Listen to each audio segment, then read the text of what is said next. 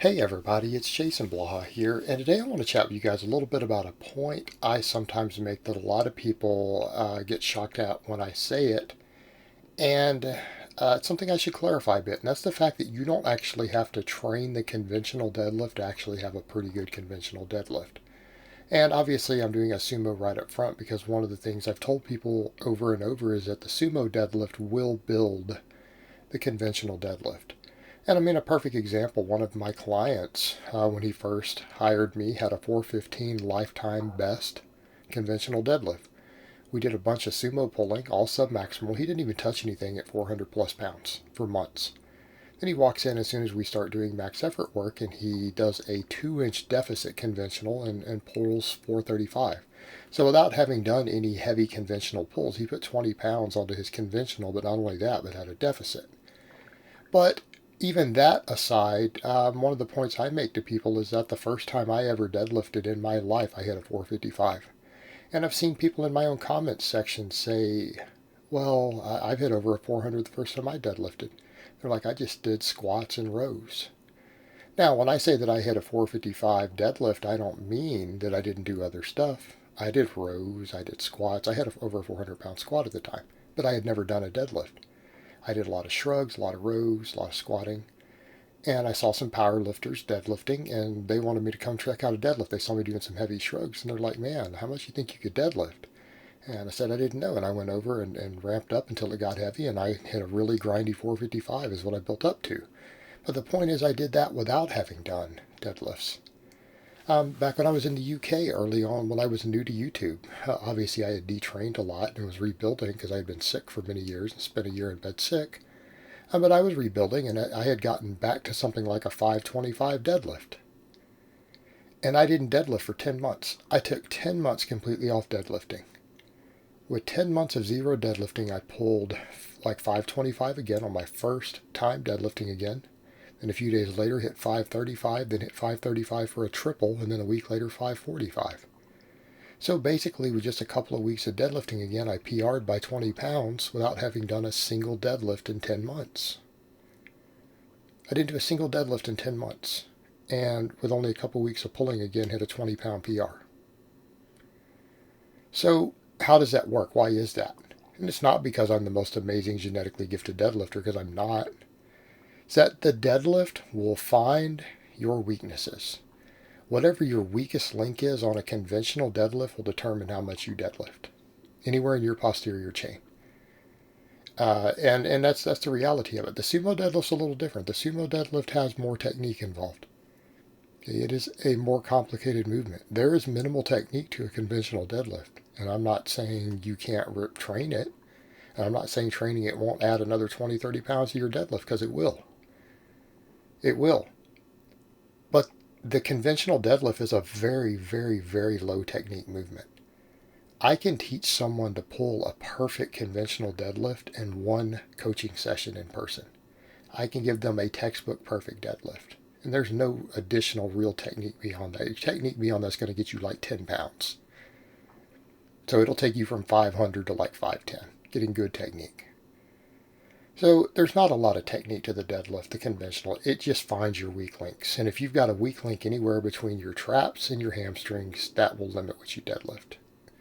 And if you build everything up, it won't be an issue. So what do I mean? So look at the lifts that I'm doing in here. I mean, yes, we could say that squatting will help. Yes, I will say that rowing and things will help. All those things will help. Grip work will help tremendously. Well, let's come over and look at the fundamentals. You guys saw me doing some shrugs. Okay, shrugs, build your traps. Then I'm doing good mornings. I will go so far as to say that if you get really, really strong at good mornings, and you never do a single deadlift, and you train your grip, and you've done lots of grip work, and you do tons of good mornings, and hey, those shrugs can count. I did those shrugs without straps, double overhand shrugs for high reps. I bet you, for most of you out there, that if you didn't ever do a single deadlift in your life, and you got really strong at good mornings, like you get to where you're doing like I'm doing, you do 185 pounds with a wide stance good morning for sets of 10, and you get strong enough to just do those shrugs that I just did, I'd be willing to bet most of you the first time you walked in a deadlift, you'd hit a 450. you'd hit a 450 without ever doing a single deadlift in your entire life. Ever. Ever. Now, what else would contribute? What else could you do to build it? The other lifts I'm going to do in here. How about glute bridges? Look at the glute involvement, the follow through on a deadlift. It'll help you lock a deadlift. All right, glute bridges. Build your core, build your hamstrings, build your spinal erectors. But more importantly, it builds the glutes. And it builds the glutes in such a way that will lock the top of a deadlift. Good mornings alone right there build most of the range of motion. But look at the action involved here. The glute bridge. Look at the way that you extend the hips on this.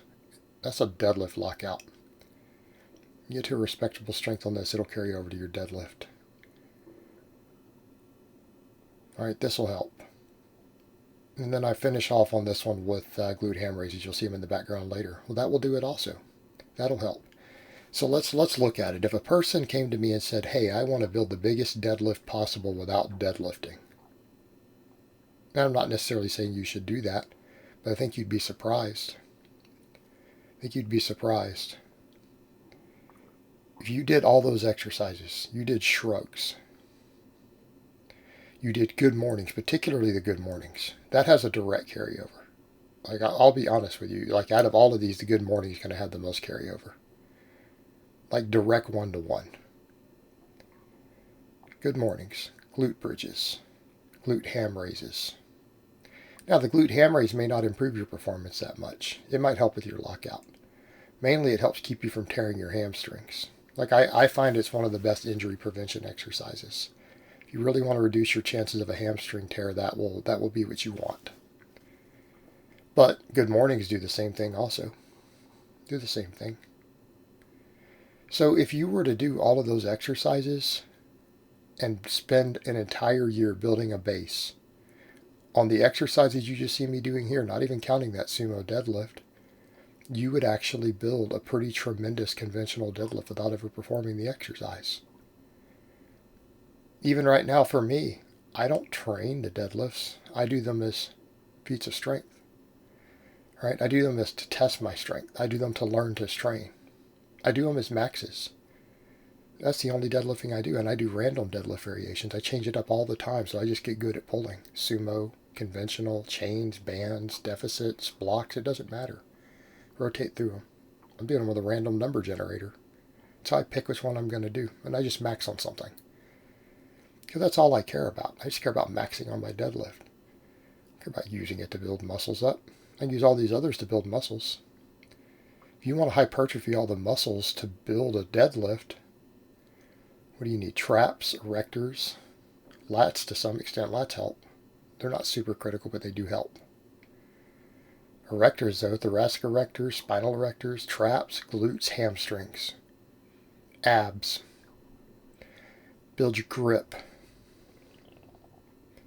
Do a lot of grip work. But that's where things like shrugs without straps, rows without straps, chin-ups, pull-ups, you do a lot of that stuff, you're going to build your grip up because you're probably going to use a mixed grip or a hook grip on the deadlift anyways. And if you're going to mix grip, you're fine. If you do enough back work, which trains the biceps, and you learn to pull correctly, that'll protect your bicep from tearing. So upper back work, you'll have a really, really good deadlift. You'll have a good deadlift without ever even deadlifting. Then when you do deadlift, that'll really train it. That'll put the icing on the cake. But I think a lot of guys out there, you would be surprised how strong you can get on the deadlift without doing one. And I mean, use the example I gave earlier. Yes, I did rebuild after spending a year in bed sick and then coming back and training after several years of no training. I got back to a 525. But I also didn't do a single deadlift for 10 months and still pulled 525 and then added 20 pounds to it just by practicing. So that means that I practiced and got to a 525. I practiced and got there. And then I hypertrophied all the muscles to add another 20 pounds because I was back at 525 without any practice. And then blew past that. And then blew past that again later. So just those muscles, just training all the other muscles involved. A lot of pulling and rowing and good mornings and squats. It built it up. But these others, the ones I'm displaying here, these will really build your deadlift up. Like if you get good at every exercise you see me doing here, and you build up all the muscles involved with hypertrophy, traps, erectors, glutes, hamstrings. If you get them all thick and big, you're going to have a good conventional deadlift. It is impossible for you not to, unless something like your grip is limiting you. And that's really what you need to do. Right? That's really what you need to do. The deadlift is not a technically difficult exercise. It requires a lot of practice. You just have to be really strong, and you need to be thick in the right places. Alright guys, but that's really all I have to say on that today. I hope it's been informative, and I will talk to you guys next time.